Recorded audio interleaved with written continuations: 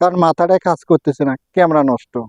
এ দোস্ত, ক্যামেরার তো অন হইতাছে না, মনে হয় ভিডিও বানিবার আম দিকে সমস্যা দিছি রে দোস্ত। ভিডিও বানাবে এখন দেখে তো ক্যামেরাটা নষ্ট। একেবারে দোস্ত কপাল মন্দ, অন হইতাছে না। তো যাই হোক, এসেছিলাম আর কি ভিডিও বানানোর জন্য।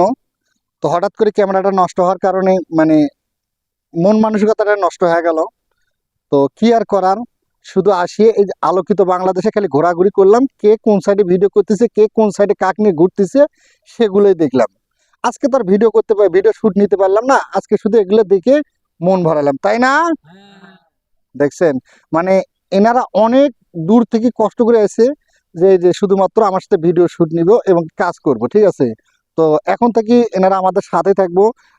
এগুলো এটা হচ্ছে আমার মাঝখানে একটা ভাগ্নে, আর এটা হচ্ছে ভাগ্নের বন্ধু মানে আমারও বন্ধু।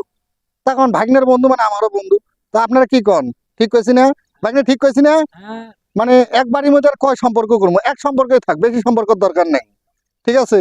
বেশি সম্পর্ক করলে মানুষ আবার মানুষকে আবার কৈফত দেওয়া লাগবে যে ওটা ভাগ্না, তাহলে এটা ভাগ্না এলো নাকি। মানে ভাগ্নের বন্ধু আমারও বন্ধু, মাঝে মাঝে ভাগ্নেও বন্ধু, বন্ধু তো সমস্যা নেই, ঠিক আছে?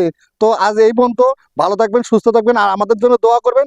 খুবই অল্প সময়ের যেন ক্যামেরাটা ঠিক করতে পারি, কারণ মাথাটায় কাজ করতেছে না, ক্যামেরা নষ্ট।